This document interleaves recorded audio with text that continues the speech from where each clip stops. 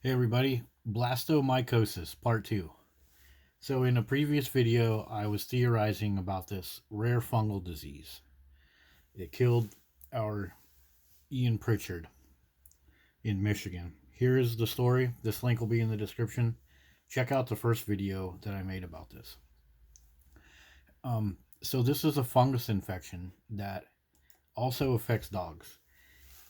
And the way that this fungus gets into our body is it gets exposed from its place. It lives in the dirt, it lives in the leaves, in wet and rotting material.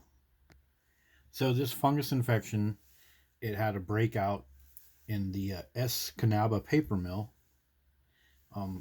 Ian was killed because of it. And here's a quick little image of how it gets into your body. The spores, because you are breathing, you are constantly pulling in air.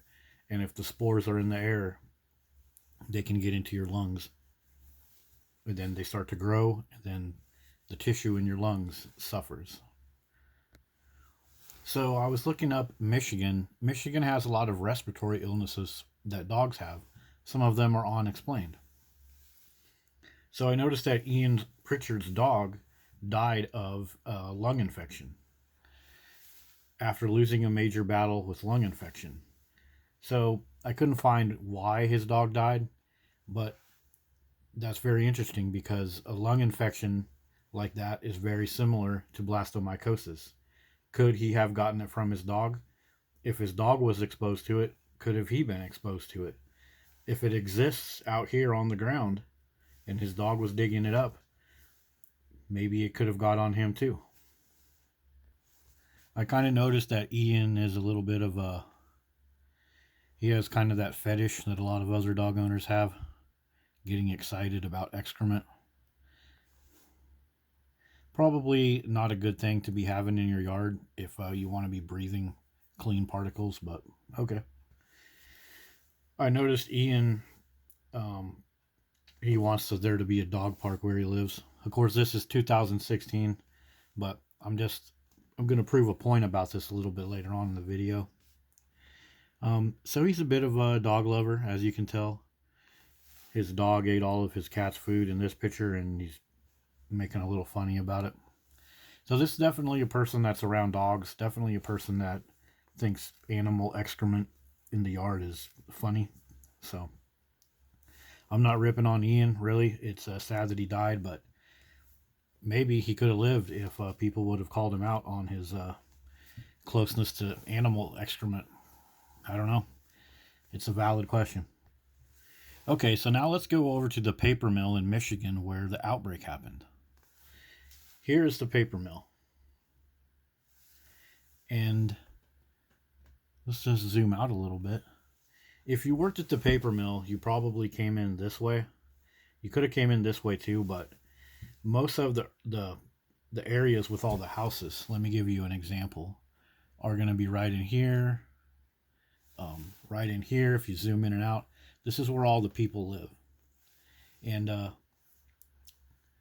the wind in Michigan blows this way and this way.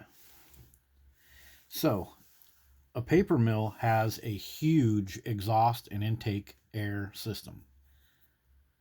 Of all the businesses that are along here, it would probably have one of the largest air intake system.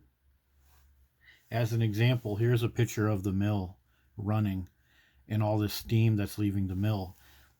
Air has to be pulled into these buildings at a high rate to help get rid of that steam and also to keep the building ventilated, because a paper mill uses chemicals and other processes that produce heat and things that are not good for humans to breathe. So if Michigan dogs and dog owners went to all these little parks on here, I googled search them, and they're all dog friendly.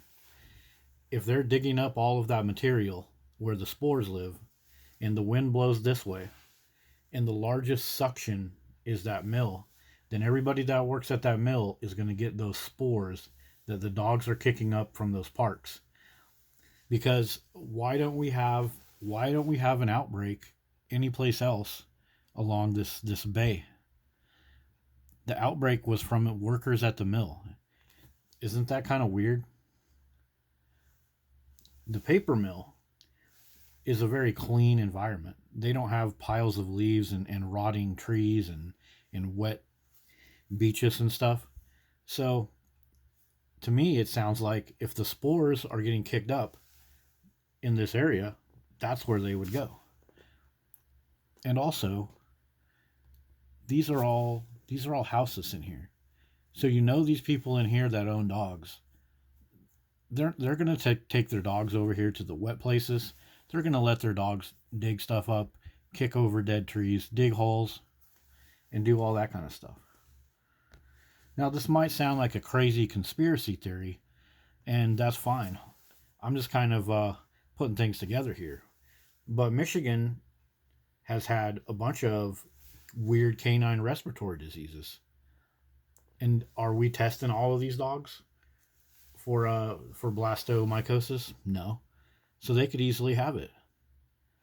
And if they got the spores in their lungs and they're getting sick, the spores would be on their feet and on their fur too. So back to our picture of our mill.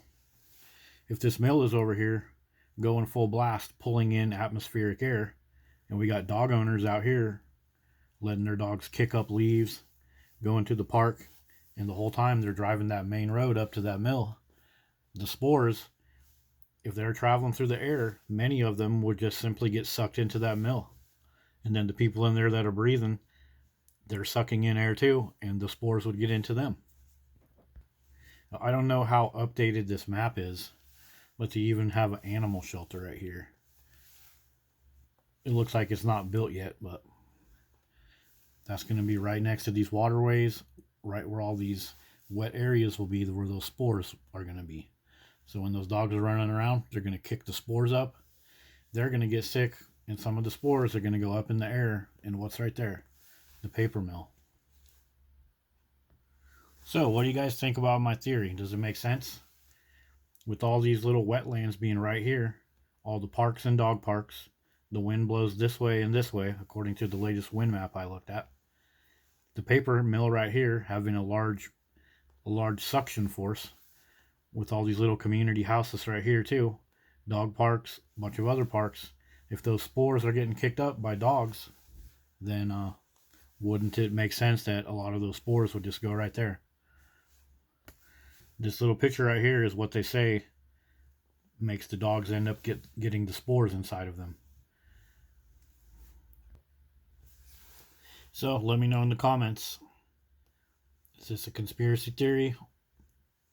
Or is there something valid here? Cruising into work to go to the paper mill. Go take my dog to the dog park. Let him dig up some stuff. Let him do some pooping.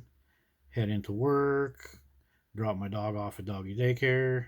I got some spores on my feet. The spores are getting kicked up right over here. The wind comes along, gets sucked into the paper mill, and then I get sick.